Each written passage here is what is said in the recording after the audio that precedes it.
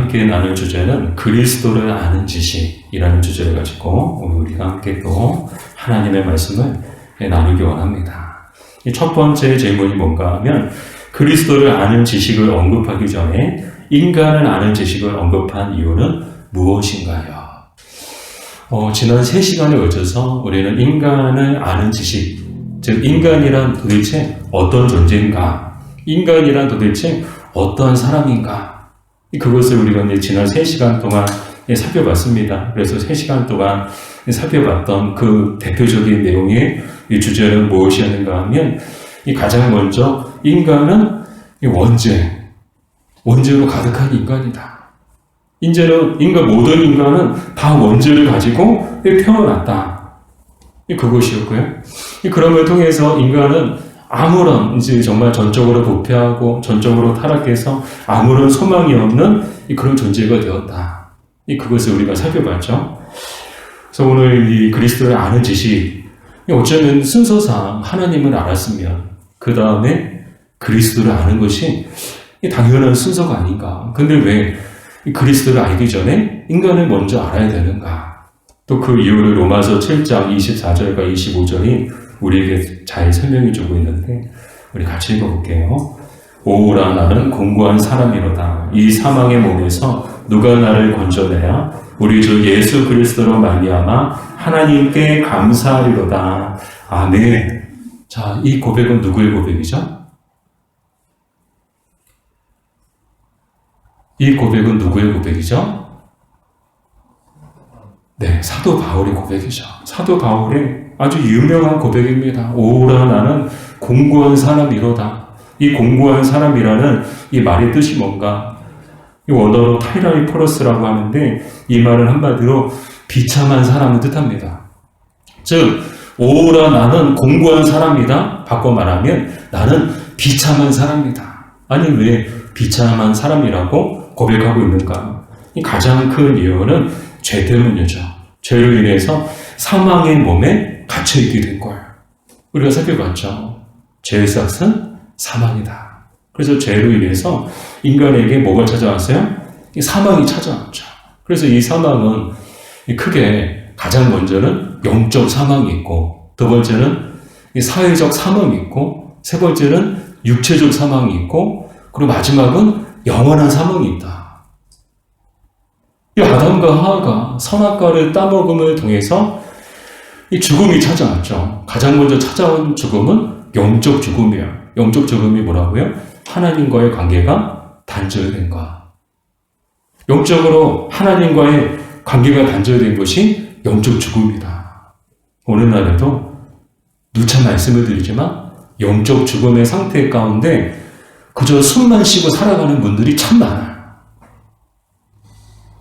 교회 안에도 영적 죽음 가운데 육신의 그 호흡만 하고 살아가시는 분들도 많이 계세요. 하나님과의 관계가 단절되어 있으면 영적으로 죽어 있는 것과 똑같다는 거예요. 사회적 죽음이 찾아왔죠. 사람과 사람의 관계가 깨어지고 부서지고 그 서로가 서로를 믿지 못하고 서로 내 탓하고 책임을 전가하고 너 때문에 서로 싸우고 미워하고 이 사회적 죽음이 찾아온 거죠. 그리고 육체적 죽음, 사람은 다 육체적 죽음을 맞이하게 되었죠. 근데 더 심각한 것은 어떤 죽음인가? 어떤 사망인가? 영원한 사망이라는 거예요. 영원한 사망. 영원히 죽을 수밖에 없는, 영원히 지옥의 형벌을 받을 수밖에 없는 존재가 되고 만 거예요. 뭐 때문에요? 죄 때문에. 한 번의 이 죄의 실수함을 통해서 모든 인간이, 모든 인류가 이 사망의 몸에 갇히게 된 거예요. 그래서 이 24절만 보면 사도 바울이 이 절망과 또 탄식으로 가득하구나. 모든 인간이 가지고 있는 죄로 인해서 절망과 탄식이 가득하구나. 근데 25절에 보니까 반전이에요. 뭐라고 나왔어요? 우리 주 예수 그리스도로 말미암아 하나님께 감사하리로다. 아니 절망과 탄식이 순간 하나님께 대한 감사의 고백으로 바뀔 거예요. 왜 그런가 하면 그리스도를 알게 됨을 통해서. 아무런 소망이 없어요. 사망 내 몸에 갇혀 있어요. 누가 나를 건져내랴? 건져내실 분을 발견한 거야. 그분이 누구예요? 예수 그리스도시라는 거예요. 그래서 하나님께 감사를 외치는 거야. 할렐루야! 나를 구원해 주실 분, 나를 이 사망의 몸에서 건져내 주실 분이 계시다는 거야. 없는 줄 알았어. 그러니까 없으니까 절망하고, 없으니까 탄식하고, 근데 이 나를 구해 주실 분이 계시다는 거야. 그분이 누구라고요? 예수 그리스도. 우리가 익히 잘 알고 있는 것처럼 사도 바울은 전의 이름은 사울이었죠. 전에는 누구보다도 예수 그리스도를 핍박하고 예수 그리스도를 믿는 자들을 찾아서 그들을 잡아다가 공의 앞에 서게 하고 그들을 심판하고 그들에게 형벌을 주는데 앞장섰던 사람이었습니다. 그러나 다메섹 도상에서 누구를 만났어요? 예수님을 만난 거예요. 예수님을 만남을 통해서 영적 거듭남을 체험하게 되죠. 그래서 예수님을 만나고 나니까 사람이 바뀐 거예요. 그래서 이제는 예수님의 증인이 되었죠. 이런 극적인 체험을 통해서 이 사도 바울은 자신의 안에 있던 자기 유와 또 자신의 자아가 산산이 깨지고 부서지는 그런 이제 놀라운 영적 거듭남, 중생의 극적인 회심의 체험을 하게 되죠. 그럼을 통해서 그가 깨달은 것이 뭐예요? 우리 이 인간, 모든 인간이 사망의 몸에 갇혀 있는데 유일하게 이 사망의 몸에서 건져내 주실 분은 예수 그리스도 뿐이다. 예수 그리스도 한 분만이 우리를 이 영적 사망의 몸, 육체적 영원한 사망의 몸에서 건져주실, 구해주실 유일한 구세주이시다라는 것을 깨닫게 된 것이죠. 그래서 오늘 우리가 그리스도를 아는 지식을 언급하기 전에 인간을 아는 지식을 먼저 언급한 이유가 무엇인가? 인간의 존재를 알아야 그리스도가 필요하신 걸 알게 되는 거예요. 그 전에는 하나님이 왜 필요해? 그리스도가 왜 필요해? 나랑 무슨 상관인데? 근데 너는 사망의 몸에 갇혀 있어. 너는 아무런 소망이 없어. 너는 영원히 죽을 수밖에 없어. 그래? 나 죽었네. 아무런 소망이 없네. 그러나 어떻게 된 거야? 자기의 존재를, 자기의 실체를, 얼마나 비참한 존재인가를, 자신이 얼마나 비참한 사람인가를 알고 나니까 비로소 그리스도가 필요하심을 알게 되는 거죠. 그래서 왜 그리스도가 필요한가? 인간에게 가장 필요한 것은 바로 그리스도이신데, 그럼 왜 그리스도가 필요한가? 말씀을 드렸죠? 모든 사람이 죄와 사망의 몸에 갇히게 되었죠. 그걸 통해서 아무런 소망이 없는데 하나님께서 이 자비와 긍휼이 풍성하신 하나님께서 무엇을 마련해 주셨는가 하면 구원으로 들어갈 수 있는 유일한 문을 마련해 주신 거예요. 문을 하나 딱 열어주신 거예요. 전에는 문이 없었어요. 그러나 하나님께서 정말 인간을 사랑하사, 세상을 사랑하사 이 구원으로 들어갈 수 있는 유일한 문을 마련해 놓으셨죠. 또 영생으로 인도하는 또 유일한 길을 또 마련해 주셨어요. 그게 누굴까요? 바로 예수 그리스도시죠. 그래서 우리 인간에게는 예수 그리스도가 필요하신 거예요.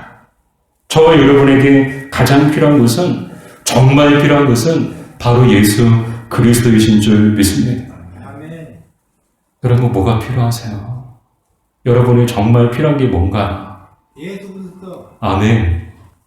돈인가요? 세상의 부와 세상의 명예인가요? 정말 우리에게 필요한 것은 바로 예수 그리스도이신 줄 믿습니다. 오늘 우리가 예수 그리스도를 충만해질 때 우리는 모든 메마름과 모든 목마름으로부터 해방될 줄 믿습니다. 왜요? 예수님은 생수가 되시거든요. 이 생수이신 예수님을 마시면 영원히 목마르지 않거든요. 예수님이 내 안에 들어오시면 내 안에 있는 모든 영적인 세상에 대한 목마름과 갈증이 해결되는 줄 믿습니다. 그러나 바꿔 말씀을 드리면 오늘 우리가 이 세상 속에서 계속적으로 목마름을 또 메마른 삶을 살아가는 이유는 뭘까요? 우리 안에 예수가 충만하지 않으셔서 그런 거예요. 내 안에 예수가 안 계시기 때문이죠. 내 안에 예수 그리스도로 충만해지면 뭐 필요한 게 없어요. 뭐가 필요해요? 근데 예수로 가득하지 못하니까 뭐 돈도 필요하고 건강도 필요하고 지혜도 필요하고 집도 필요하고 차도 필요하고 가방도 필요하고 세상의 명예도 필요하고 권력도 필요하고 힘도 필요하고 이 필요한 게 많은 거예요. 그러나 예수님이 나와 함께 하시고 내가 예수로 충만해지면 더 이상 필요한 게 없는 거예요. 그냥 지금이 좋은 거예요. 뭐 가난해도 좋아요. 부족해도 좋아요. 몸이 약해도 좋아요. 좀 배운 게 없어도 좋아요. 왜요? 뭐 결론이지만 그리스도를 아는 지식이 가장 고상하기 때문이죠. 다른 거 필요 없어요. 다른 거 몰라도 돼요. 하나님 알고 예수님만 알면 되는 거예요. 그래야 구원을 받는 줄 믿습니다. 이렇게 하나님께서는 우리에게 구원으로 들어갈 수 있는 유일한 문을 만들어 놓으셨고, 그래서 그 문으로 들어가는 사람들마다 다 영원한 하나님 나라에 들어가게 해주신 줄 믿습니다. 또한 길을 마련해 주셨어요. 그 길이 뭐예요? 예수 그리스도죠. 예수 그리스도께서 걸어가신 그 길을 따라가는 사람들은 예수님이 계신 곳에서 예수님을 만나게 될 줄로 믿습니다. 근데 특징이 있어요. 이 문과 이 길은 넓을까요? 좁을까요? 큰 길일까요? 좁은 길일까요? 문이 좁아요. 길도 좁아요. 문이 작아요. 이 문이 있었어? 눈 뜨고 정말 자세히 보지 않으면 문이 있는지 없는지 알 수가 없어요. 영적으로 눈이 뜨여진 사람들만이 이 문을 발견할 수 있는 거예요. 이 길도 마찬가지죠. 넓은 길이 아니고 좁은 길이에요. 이 좁은 길은 정말 불편해요. 길이 그렇게 편하지가 않아요. 막 굴곡이 있고요. 포장도 안 돼 있고요. 근데 넓은 길은요, 포장도 잘 돼 있고요. 뻥 뚫려 있고요. 이 믿음도 마찬가지죠. 우리가 걸어가는 이 신앙의 길은 하현종 목사님이 말씀하셨던 것처럼 처음부터 끝까지 좁은 길입니다. 신앙생활은 편하게 하려고 하면 안 되는 거예요. 자꾸 편리함을 추구해서는 안 되는 거예요. 자꾸 자기 몸을 치고 자기 자아를 쳐가지고 불편하고 힘들지만 그럼에도 불구하고 늘 은혜의 자리, 늘 예배의 자리, 늘 말씀의 자리로 복종시켜야 되는 줄 믿습니다. 그래야 좁은 길을 갈 수 있는 거예요.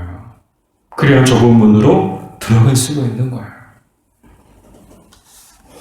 계속해서 구약에서는 그리스도를 어떻게 제시하는가? 크게 이제 몇 가지 키워드가 있는데, 이제 흐르는 맥이라고 하죠.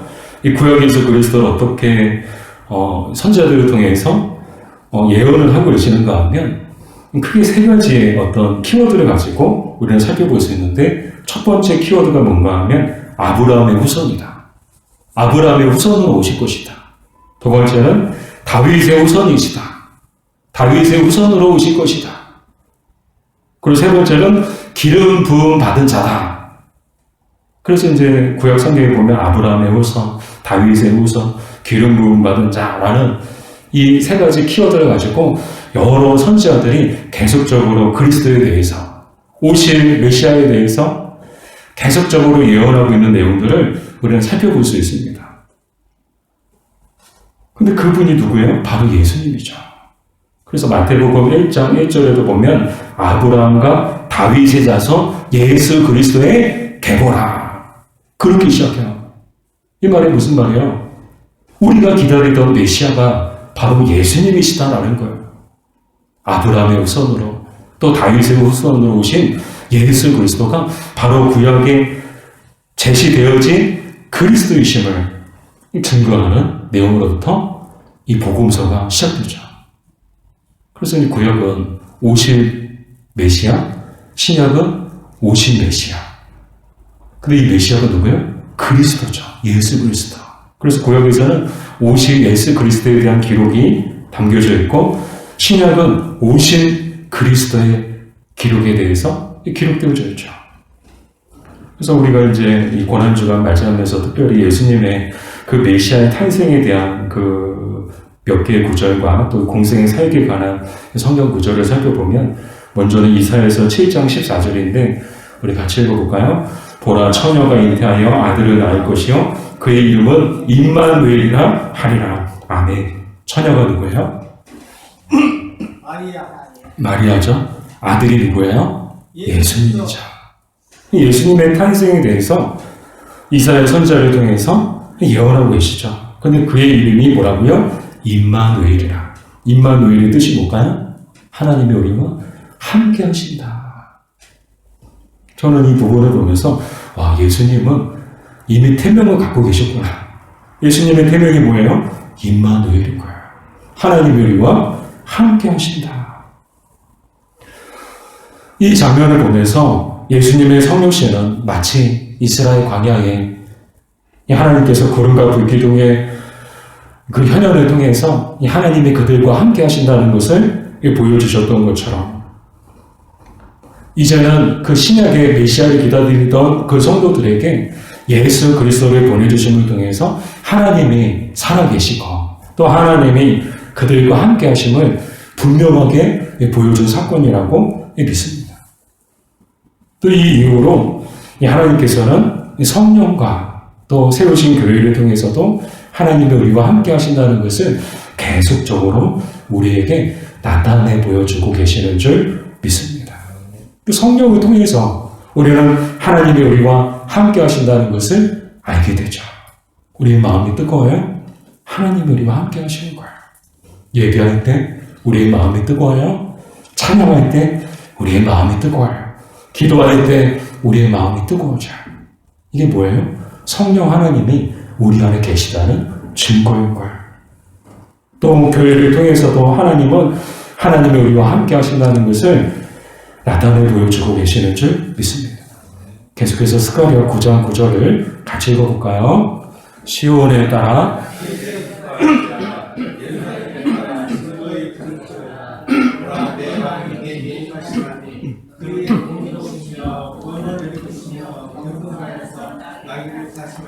나귀의 작은 것 나귀 새끼니라. 아멘. 네, 예수님의 그 공생의 사역과 그분의 등장에 대해서도 선자를 통해서 우리에게 말씀해 주고 계시죠. 그래서 이 장면은 특별히 예수님께서 종려주일에 예루살렘을 향해 들어가시는 장면이죠. 예수님께서는 나귀 새끼를 타고 예루살렘으로 들어가셨습니다.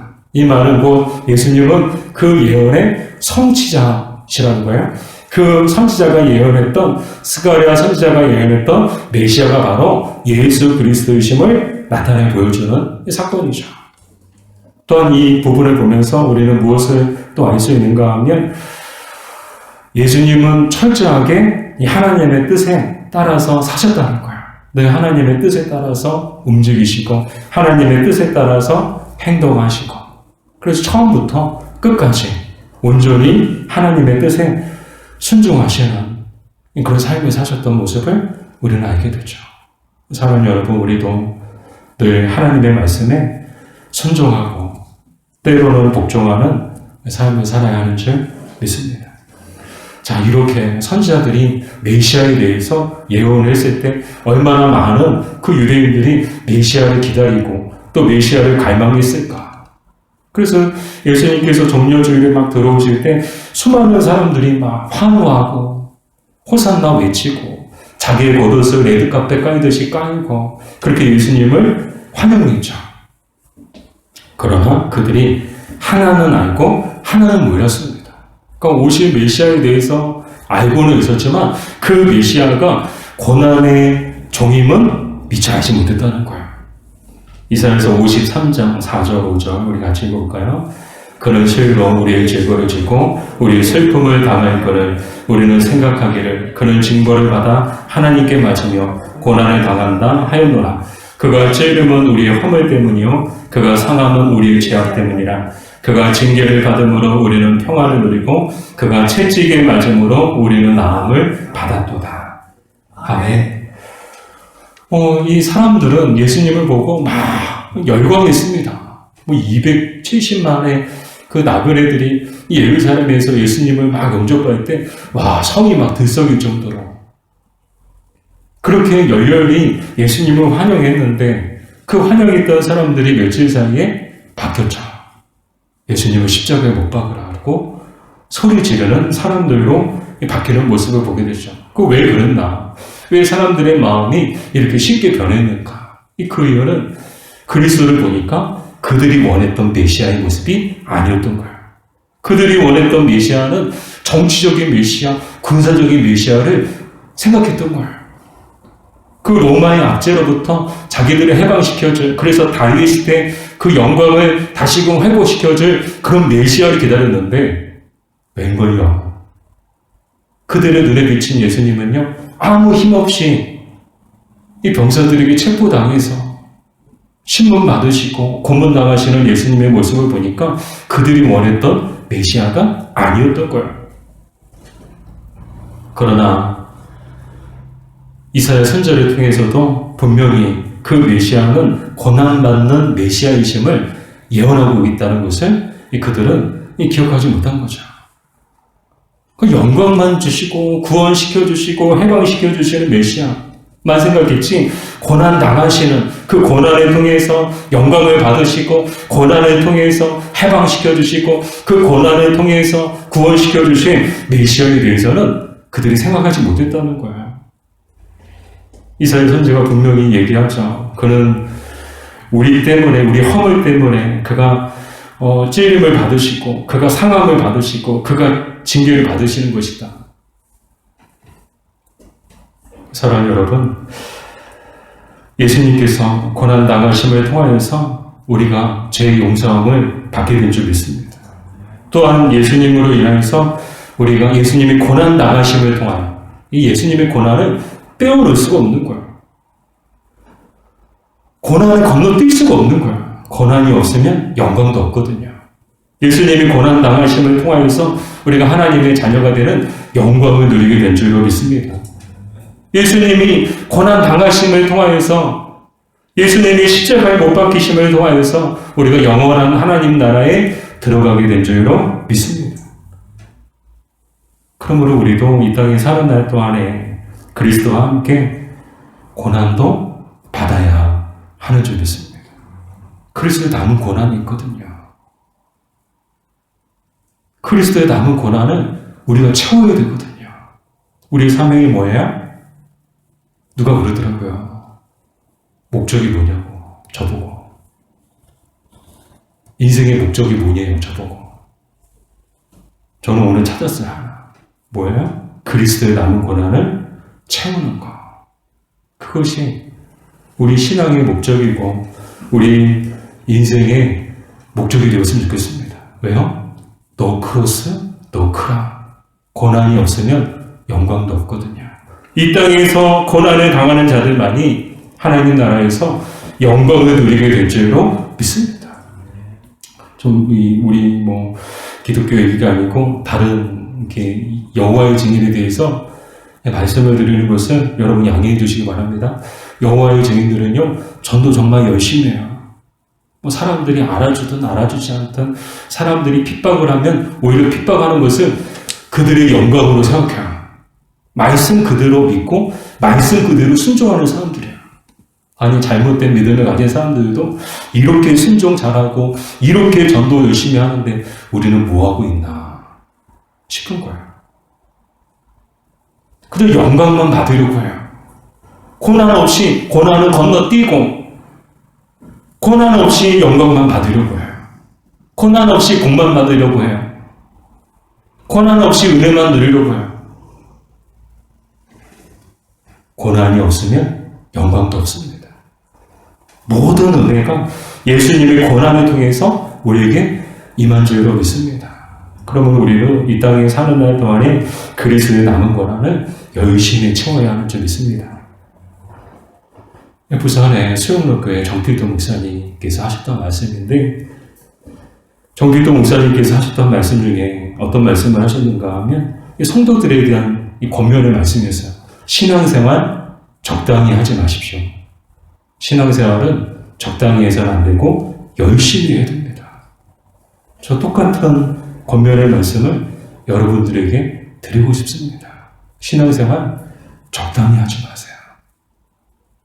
열심히 하십시오. 고난을 두려워하지 마십시오. 희생과 헌신을 두려워하지 마십시오. 그 고난 너머에 그 고난과 좋게 비교할 수 없는 영광이 여러분을 기다리고 있는 줄 믿습니다. 이 땅에서 고난을 많이 당한 사람들일수록 하나님 나라에서 받은 영광이 참으로 클 줄로 믿습니다. 마지막으로 그리스도를 아는 지식과 하나님을 아는 지식은 어떤 관계가 있나요?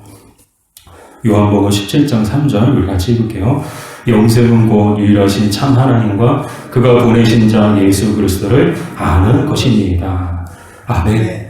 자, 그리스도를 아는 지식과 하나님을 아는 지식은 한마디로 분리될 수가 없다는 거예요. 떼어놓고 생각할 수 없다는 거예요. 왜냐하면 그리스도는 누구의 아들이세요? 하나님 아들이세요. 또한 하나님은 누구세요? 그리스도세요. 이것을 삼위일체론적 이해라고 이야기를 하는데요.